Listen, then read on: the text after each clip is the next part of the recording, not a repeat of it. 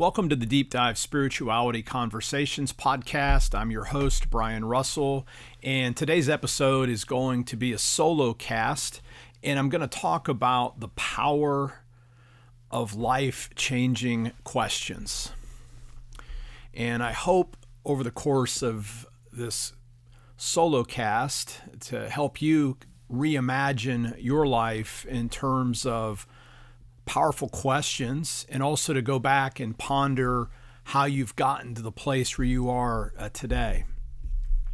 Again, before jumping into our conversation about questions, I want to offer a couple of reminders to friends. Again, if you find this podcast really helpful, please consider sharing it. If you're interested in finding out a little bit more about me and find all my links to social media as well as my YouTube channel where I have literally hundreds of videos on biblical studies, spiritual formation, centering prayer, tips and tactics on learning, you can go to my website, brianrussellphd.com, and you can find all of those things. Also, I've started a blog, and I'll be adding more content and articles to there very soon. If you're interested in centering prayer and you'd like to be part of my monthly centering prayer gathering or just receive updates when I publish new things, check out centeringprayerbook.com and you can sign up for updates. Let's go ahead and jump into this conversation on questions that can change our lives. One of my favorite quotations, I learned this from Anthony Robbins. He will often say, and he's written it in his book, Awaken the Giant Within, the quality of your life is a direct reflection of the quality of the questions that you're asking yourself. So what kind of questions do you ask yourself on a regular basis? Again, on this podcast, I've shared my journaling practices in the past where essentially every day I ask and I write about what am I really grateful for? What's bothering me or what seems out of alignment in my life, what would make today a really good day. I do all that in the morning, and then at night I end with a couple of questions. What went really well today? What were my 3 wins? And then what did I forget that I want to make sure I get to tomorrow? And that right there are roughly five questions that can really transform the way that you interact and do your life. But I want to go deeper than that. As I've thought about where I am in 2022, I'm 53 years old. I've hit a lot of the bigger targets that I had hoped to hit in my life, and I'm imagining now what does the 2.0, 3.0, 4.0 versions of my life and my ministry look like. I'm trying to project out, but one of the ways that I've done that is to go back and remember the great questions that opened up the future in a way that allowed me to experience continuous and ongoing growth in my life. Again, that doesn't mean there's no setbacks, but I've realized that the questions that I've either asked myself or even more importantly, that people have asked me, one of the blessings that I've noticed in my life as I think back over it, were the people that were willing to ask me really provocative and interesting questions. And the first question that I can really remember being asked that was life-changing for me, this would have happened on New Year's Eve of 1984. I'm a sophomore in high school. I'm a peripheral person around the edge of the youth group. And my youth pastor, Steve Miller, he's still alive. He's obviously not a youth himself anymore. I think he's in his 60s now. But he asked all of us, and I took this as a personal question, is he said to us that New Year's Eve, as we were looking ahead to 1985, he said, why don't you commit to reading the Bible through in a year, or at least the New Testament? I love that I had a youth pastor that was really challenging us around those areas. And of course, at the time I thought, well, that's a really terrible idea. I don't want to read the Bible. It's hard to understand. I had grown up reading the Bible. I had my first scriptures when I was in kindergarten. I came through Sunday school, and I'd read a good bit of the scriptures even as a young person because I've always enjoyed reading. But at that point in my life, that didn't seem particularly relevant. But somebody that cared asked me that. going to notice a pattern. It's people that care about us ask us the deepest questions, though you can learn from other people sometimes too. So I remember as I got deeper into my sophomore year, I was having a lot of struggles over various things, essentially the adolescent angst. I can't imagine being a teenager in 2022. It seemed pretty crazy back in it was 1985. The world has changed a lot. There's a lot more challenges, but I just remember going through different struggles, doubting my personal identity, who I was, did I want to be a Christian, all those kind of things. And I just remember one day I was sitting there in my room feeling particularly just bad about myself, struggling with relationships at school. And I remember Steve, he said, "Why don't you read the Bible?" And there was my Bible sitting in my room.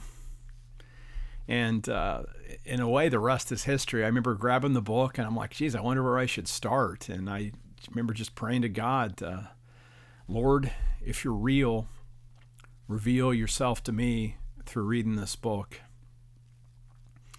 And truly, the rest is history. I started with Matthew. And what was pretty amazing, our church always did a series of weekly revivals where we'd bring an outside evangelist in. And it just so happened that spring during the revival, I went. My parents essentially made my brother and myself go, so I'm there. And that night, the evangelist was preaching on a section of Matthew that I had just read the day before.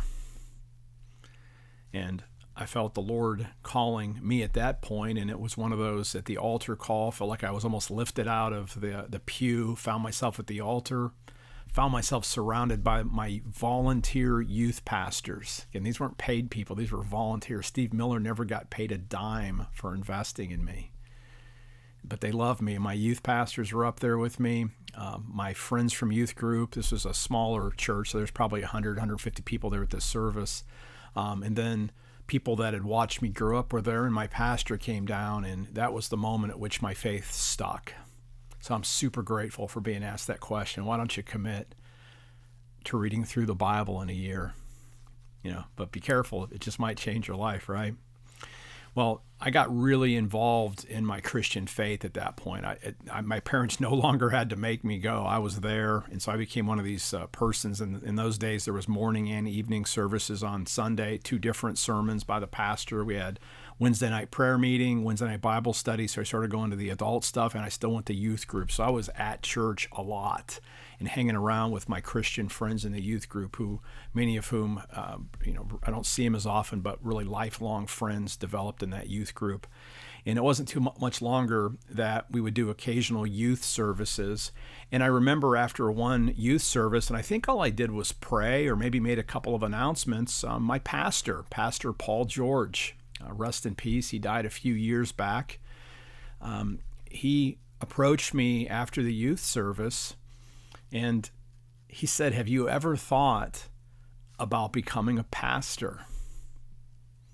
And of course, I'd never thought about becoming a pastor. Who'd want to be a pastor, right? But my pastor saw something in me, and he invited me to think about that. And again, I always resist things before I accept them. But I took that question really seriously, and by the time I was in college, in my freshman year, I really did feel that God was calling me into ministry. I wasn't sure if it was going to be a missionary, because I'd been really impressed always with like Wycliffe Bible translators and groups like that had come through our church, supported those persons. But I felt a call to ministry. And so in the United Methodist Church, and so literally I was a certified candidate, and some of those who are listening who are in the UMC know what that means. I was certified when I was 19, and then Pastor George came alongside again, and he goes, "Brian, I want to support you. Would you be my associate pastor for the summer?" And so the summer after my freshman year in college, I was an associate pastor, still was 18 or 19, and he let me preach literally 4 times in the main Sunday morning worship service, when I probably had absolutely no business doing that. But I literally gave my first message. Actually, it was the year after my senior year, after I graduated, so I was only 18. So in 1987, June 1987, I preached my first sermon. It was all because Pastor George saw something in me and said, have you ever thought about becoming a pastor? Friends, when you see somebody doing something really well, can you invest in a soul? Because literally, I mean, somebody like me could be sitting in your congregation. I'm speaking to my pastor friends, or those of you who are lay people. Do you see something in another person, a young person who may otherwise not have a sense of direction? And can you ask that kind of a question? So grateful. Well, I finished up college, and I went to Asbury Seminary in the fall of 1991. So this is coming up on 31 years ago. And one of the most fortunate things that I've ever done is there was multiple choices between professors to take a certain class on inductive Bible study that everybody has to take at Asbury. There were really 3 choices. And again, that's a story for another day, but I remember trying to think seriously. I was looking at all the biographies, and everybody sort of seemed more or less the same. And I decided to take David Bauer. And I'm so grateful for that, because David Bauer became a mentor. He's actually my dean again, starting this fall, as our Florida campus is now officially closed. And so I've been kind of plugged back into the schools up on the Wilmore campus. And so David Bauer, really a friend for over 31 years, is my dean. But when he met me, he invested in me, and I was able to speak with him, and he mentored me. And I remember after a couple of classes with him, he asked me this: have you ever considered earning a PhD and becoming a professor? Now, in a sense, I actually had. If you go back and hear my full story, I've always loved studying, and I've loved books, and I've been a reader of essentially adult level books since I was 6 or 7 years old. And my earliest desire as a child that I can remember is I wanted to be a professor when I was 6 or 7. I didn't even know what that was. I thought it was a researcher, and I was interested in like World War II and such. So I wanted to be a historian when I was just a little boy. And so when David said that to me, in a sense, he was inviting me to own the very thing that God had always put on my heart. What have I always been good at? I've always been good at learning, breaking things down simply, and then sharing it with others as a real sense of passion. I love to learn, and I love to share. I mean, that's where my whole mission comes from. I seek out, study, and embody the deepest truths about God so that I can share them with others through teaching, speaking, coaching, and writing in ways that are transformational, loving, and persuasive or clear. So I own that. And so David took the time, again, invested in me. I was just a young guy. I didn't have publications. I mean, I'm not, even my own parents, my father went back later in life and got an associate's degree, but I don't even come from a college family. And here is a mentor seeing something in me and say, have you ever thought about getting a PhD? I mean, it was a big deal for me to get a bachelor's degree. So grateful. And so then go and do my doctoral work, and get the privilege of becoming a professor. And again, I mimicked what I had learned from my colleagues when I was or my professors when I had been in seminary. But I came into a really powerful relationship early on in my seminary career. This would be, I first met the person I'm going to talk about. I first heard him speak in 2004, and then I met him personally in 2005. And a conversation in January of 2005 literally changed the direction of my teaching and has led to most of my best work in biblical studies. I owe back to this conversation that I had with Alex McManus. He has a slightly more well-known younger brother named Erwin McManus, but Alex is part of the Mosaic Church from Los Angeles. And I heard they were Erwin was speaking in Orlando. Alex was with him, and one of my students happened to call, and Alex literally picked up the phone out in LA and said, hey, you need to meet one of my professors. And so she'd set me up with an opportunity to connect with Alex. We met at a Barnes & Noble's in Orlando. And we sat down, and it was so fun to meet Alex. Alex is an expert on mission and on church planning, on missional thinking. And it was so funny. First time he meets me, he's a little bit older than me. Actually, he's about 15 or 16 years older than me. So I was sitting down with a wiser elder at the moment. He looked me straight in the eye and he said, Brian, what business, listen to this, Brian, what business do you have teaching at a seminary since you've never planted a church? I've had colleagues that say I should have just shut him down and throw it right back into his face and say that was completely inappropriate, but I'm not like that. I always take questions as out of curiosity, and so I was like, I didn't know what to say, and I was thinking, you know what, that actually makes a lot of sense.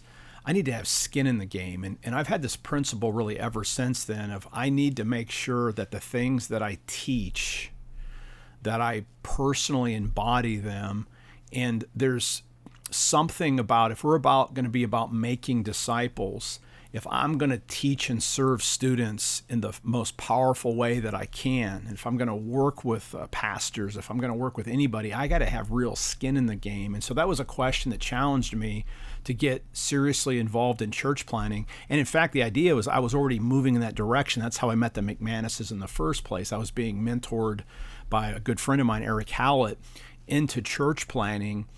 But that project ended up falling by the wayside, but Alex put it on my heart. And what's amazing is just a few months later, myself and a couple of friends essentially inadvertently planted a church, and we went on, we have the experience of actually planning a church. Now that's a longer story, and it started off really well and ended up, it doesn't exist at this point now, but I learned so much about preaching, about ministry, about teaching, about mentoring students from that adventure in church planning I did. And I'm super grateful that Alex challenged me that. And Alex didn't just challenge me to plant a church. He became a mentor and actually helped us. And we learned so many cool things. And the fruit of that work ultimately is what turned into two of my own resources. One of them is right here, Realigning with God. This is my book that talks about how do we read the Bible if we believe that mission is central to the church. And I always use Alex's phrase, the gospel comes to us on its way to someone else. And then my other book, a more popular book, Invitation, which is a missional overview of the whole scriptures, that's the fruit of that conversation with Alex. So those are some more kind of biographical questions, and I'm going to share a couple more, but a lot of the rest of the questions now are really deep questions that I've found from authors that I liked. I have a question from a lawyer friend, from a therapist coming up, but several of these questions are questions that I got from virtual mentors, because sometimes the people that will ask you really good questions, you'll hear them on podcasts, you might read a book and see a good question. If you find a good question, write it down. So I got involved a few years ago, as I was, again, processing, growing, rerouting, following my really difficult divorce, trying to, like I always say, put Humpty Dumpty back together, my own soul, and raise my kids. So I went on this personal spiritual journey that led to me doing this deep dive spirituality conversations podcast. A lot of the story is in my Centering Prayer book. But one of the authors that I found really helpful as I was trying to break down the changes that had happened in me and open myself up for more growth is actually a secular author named James Hollis. He's got dozens of books. He's a psychotherapist. But one of the great questions that he asks when he's talking about how do you navigate midlife, and that's when my first marriage blew up, right? It was right in my early 40s. I was at this pivotal moment. Again, that's a longer story, but I had to navigate this massive shift right in the middle of my life. And Hollis just has a question that I love. It's this: who are you apart from your achievements and the roles you've played? Who are you apart from your achievements and the roles you've played? Right? And for a doer like me, an achiever, the answer was like, well, not much. Right? In our heads, we know what the answer is, and I knew what it was. Who am I? I'm a person loved by God. But I lived like I was a person who had to earn love, who always had to achieve, who had to do the next thing, who always needed to be busy, who had to, again, earn love because I just wasn't good enough the way I was. But that's a lie. But that Hollis question puts that on the front burner. Who are you really? Who are you apart from your achievements and the roles you've played? Well, my daughter helped me out a lot through that whole phase too. One day we're driving home from work. I'd been in meetings all day. I was fried and I was just frustrated. The traffic was really slow. And I just remember my daughter could just tell I was stewing. I'm driving there. And then she just turned in the car and said innocently, "Dad, why do you work so much?" You know, it was a little snarky that day. My poor loving daughter just asking an innocent question. So immediately I just said, "Well, I work so much so I can buy you and your sister all the stuff that you think you need." Lie. And then I'm like, "Well, God wants me to work all the time." I'm like, "That's not true." Lie. So I went through this whole list. A lot of this was in my mind. Then I realized, you know why I work so much? And I'm so grateful my daughter asked me this. It's back to that same as the before. It's like, I don't think I'm good enough, and my whole identity is created by being useful and getting stuff done. And I'm a workhorse. That's my identity. I'm a donkey. I'm a workhorse. And that was a life-changing question because I thought, you know what? I don't want to be that. A friend now, Mark Dunwoody, always talks about he doesn't want to be busy, but I sense that when Michaela asked me that question. It's been probably 6 years ago now. Why do you work so much? Yeah, I work so much because I'm proven that I'm worthy of love. But friends, that's a lie. We're all worthy of love. That was a life-changing question. So grateful for that. And as I've grown, I've learned then to try to tap into that person that I was created to be. And so one of the things that I love to do, and if you want a way to kind of hack yourself, especially if you have any level of self-loathing or you don't feel like you're good enough or you judge yourself for whatever reasons that you're not good enough or you're not enough, or get a picture of yourself from when you're a little kid. Like I have this picture of myself when I'm in kindergarten. And I call that little guy Little Bry. I got a little badge on. My dad was a firefighter, so I have like my little plastic fire chief badge, and I'm just there, and I just have a little pleasant look on my face. And so what I've learned, I got this from one of my coaches, that I just take the picture, and this will sound hokey, but this can be life-changing, and I'll just spend some time looking at my little picture of myself, and I close my eyes, and I just say, what's Little Bry really need? Because the truth is, friends, you get a picture of yourself, whoever that cute little kid that you were, however long ago you were a cute little kid, that person still lives inside of you. And you would never be mean or even think an ill thought about that cute little kid or any other little kid. And so that's a reminder, what's Little Bry need? How does Big Bry need to honor Little Bry? And you know what? The answer is always the same. Do you know what Little Bry really needs? He needs loved. And so I've learned as I've gotten older to open myself up, willing to be a little bit more vulnerable, a little bit more transparent, so that I can receive more and more of God's love. It's one of the reasons I love contemplative practices. And I've also noticed, as I've opened up myself more and more to God's love and have realized how much God loves me, that allows me then to share love with other people, to bless and serve, and then also let other people bless and serve me. It all started with, what's Little Bry need? I also struggled after the divorce and even after I was remarried with my sense of whether or not I'm a good dad. I struggle with that. It's like I had to work a lot because I was trying to pay off bills. I was trying to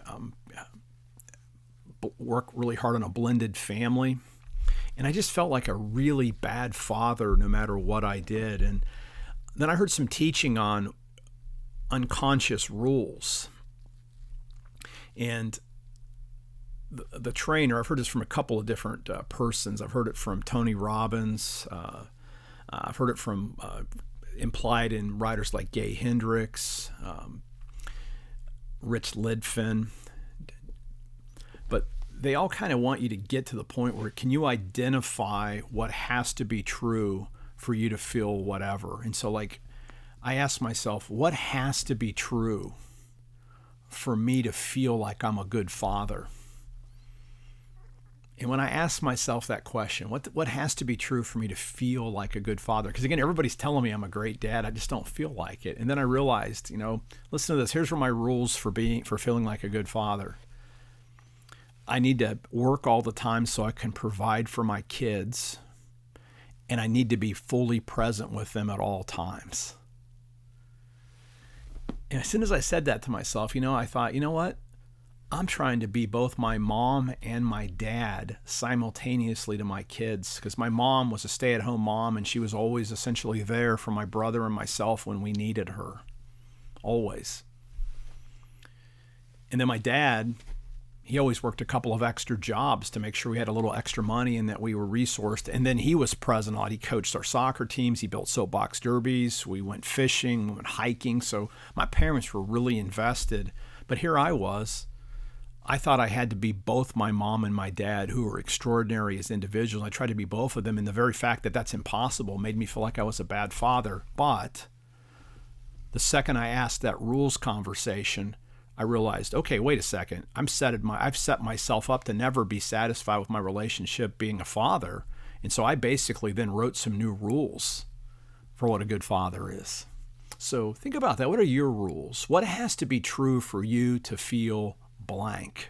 You could put successful, loved, good mother, a good father, a good friend, to feel intelligent, anything. But write down, find out what your rules are. And if they don't serve you, change them. I've heard pastors say, if I was a good pastor, everybody would like me. Well, I immediately said to the person, well, I guess you're never going to be a good pastor then. Because there's never going to be a time when everybody likes you. It just doesn't work that way, right? So what are your rules? Life-changing. I had a lawyer friend that taught me a valuable lesson about questions, and he said, make sure you listen really carefully to the question. If you ever get asked one, and this was like legal advice he was giving me, but I've always remembered this. Yeah, like in his trick question was he asked me one day, Brian, do you know what time it is? And he just hit me out of the blue, and so I remember immediately popping up my wrist, and he goes, I didn't ask you to check your watch. I asked you, do you know what time it is? So the answer was either yes or no. It wasn't look at my watch or go find out. And I've always kind of remembered that, right? So you want to make sure that we listen super carefully when somebody does ask us a question so we can communicate clearly what the person actually wants to know, not what we think they want to know, right? Do you know what time it is? No, I don't. I don't got a watch right in front of me right now. But I can check if you'd like. Would you like me to find out what time it is? And then they can say yes or no, right? A question I love to ask my soccer team, and I ask myself this too, is I have a desire to continue to grow and experience transformation. And the only way that you can get better at anything that you do is to make sure there's always a little bit of a challenge in your life. And so one of the questions I asked myself, and then I brought this into my relationship into my coaching when I was a soccer coach for some of my daughter's teams, was this: where's the glory in that? Right? And let me just give you an example from soccer. In soccer, everybody always wants to score a bunch of goals, right? It's like the whole thing. And for me, soccer is more of a beautiful sport where it's about helping a team to get better so that it can actually compete with and hopefully at some point beat better teams. But the temptation that we have, especially in American sports, because mom and dad always want to see the kids winning, is you end up playing really bad teams, and then you score a bunch of goals. So like when we would train, I coached a girls team, we would only scrimmage boys teams because, again, not making up stereotypes or whatever, but that was a bigger challenge for my girls teams than just trying to play other girls teams, because boys tend to be a little bit more aggressive. Again, these are stereotypes, a little bit quicker sometimes. And so if my girls could compete against boys, they would have no trouble competing against all girls teams. And again, I hope that doesn't sound inappropriate here in 2022. And they would complain about it. And then it's like, hey, we're a competitive travel team. We're going to play really hard teams. So there's no glory in it for us if we go play some little rec team from, say, the YMCA and just score 10, 12 goals against them because they're not very good. We need to play quality opponents so that we get a challenge, so that we can get better, right? So I was always disappointed if we played a team, even in our league, and we would win by 5, 6, 7, 8, nothing. That was a waste of even playing the game. I wanted us to be on the verge of losing. Those were the games that I loved the most, games that we had to work hard to even win by a goal. That's where we're making progress. And occasionally it was good for us to get whipped once in a while, just because that showed us how we needed to up the level. So, where's the glory in that? Make sure you always have a challenge, right? If it's too easy, let somebody else do it. In the same way, like as for myself now, if I'm the smartest person in a room, I'm in the wrong room. I want to be the guy that needs to ask questions and to grow. So I've always tried to surround myself with people that are a little further down the path than I am, because, where's the glory? Where's the glory in always being the smartest one, or the most knowledgeable, or the best athlete? Get into a place where you have to grow and stretch a little bit. That's what makes life fun. Question I got from podcaster and author Tim Ferriss. I just love this question. What would this be like if it were easy? Because sometimes we overcomplicate things, right? We have a big project, we have a big goal, and we just think, I just got to grind this thing out. I got to be like Sisyphus and just push the rock up the hill. But one of those questions I love to ask is like, what would this be like if it were easy? Because sometimes we assume it's going to be hard, and if you think something's going to be hard, it usually is. But trick yourself and say, what would this be like if it were easy? And you'd be surprised on how your mindset will shift sometimes. I'm not saying really hard things, you don't have to work for them, but that question, what would this be like if it were easy, can often open up additional pathways, give you more confidence, and you can see maybe shortcuts, hacks, different tactics that allow you to get the hard thing a little bit easier. And believe me, when you do that, it turns down the anxiety and stress that we do get when we put ourselves into these stretch situations. All right, just 2 more questions, so we're almost done here. And again, these are all just examples. I'm going to come back with the challenge here in a couple of minutes. My therapist, and again, I had some really deep transformation, letting go of some trauma over the last, really since last December. And it's ironic. Again, I did a big stretch when I published the Centering Prayer book. That was outside of my discipline. And I put a lot of personal stuff about my own personal pain in this book. And in some ways, that was a little embarrassing. Like, now everybody's reading about some of my struggles. I went really public for the first time about my struggles after I'd gotten divorced. And I had done a lot of podcast interviews. And ironically, by telling my own story so many times out loud, I just kind of re-traumatized myself. So interesting. And so I did some really deep work, and I found a fantastic therapist. His name's Tyler Marsh. And I totally recommend him if you're in the Orlando area and need a really good therapist. But one of the questions that he asked me, that I will say, as I pondered it deeply, I didn't make this shift the second he asked it, but I wrote it down and literally meditated on it for a while and sat in silence around it, was simply this. He goes, Brian, what would it feel like to live as though you were enough? We're back to this stuff that I talked about earlier. That you don't have to prove anything, that you're good enough, you do enough, and that there is enough. What would that feel like to live that way? I love that question. I mean, that was worth whatever I ended up paying my therapist just for that one question. That's the power of a question, because at a certain point, when I was literally doing really in silence, sitting there pondering that question before the Lord, I just got the word, do you know what it would look like to live as though you were enough? And I felt like God was saying, enough already, Brian. You're enough. Get after it. And those of you who follow me on social media know that almost every week I put a picture of a trail down, and I always just say, today is the first day of the rest of your life. Trust, surrender, walk the path. What's the path? It's whatever's in front of you that day.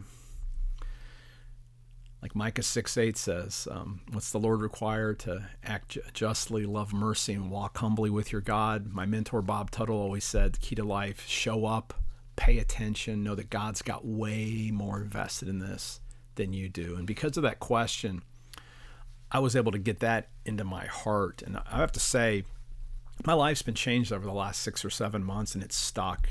I'm showing up differently. I feel lighter. I feel more loving, and I feel enough. And that's why I've been doing many solo casts I'm doing. So I'm trying to actually reverse hack how I got to the places where I just was able to open myself up to even more of God's grace. So I might even ask you that. What would it feel like for you to live, do your work, your ministry, your relationships, as though you were already enough? Then last question. This is from strategic coach Dan Sullivan, and he only coaches very wealthy entrepreneurs, but he has lots of free stuff. So I always enjoy listening and reading Dan Sullivan's books, listening to him on podcasts and videos. But one of his questions, and he calls it basically the Dan Sullivan question, and it goes this way, and I just love it because it invites us to imagine a future from the future looking back to today. And I ask myself this consistently. And the Dan Sullivan question is basically this: imagine that we don't speak again for 3 years from today. What would have to have happened or be in process for you to feel happy and satisfied with your progress? It's a great question, right? Let me read that again. So if you're listening to me, whatever today is, go out 3 years. So imagine that we don't speak again for 3 years from right now. What would have to have happened or to be in process for you to feel happy and satisfied with your progress? A question like that, and you can put any time frame, invites us to dream and to commit to those big things that God's putting on our hearts, and then focus on, what would be in my control towards getting that goal, that if I put these in process 3 years from now, I'm going to be super satisfied with my progress.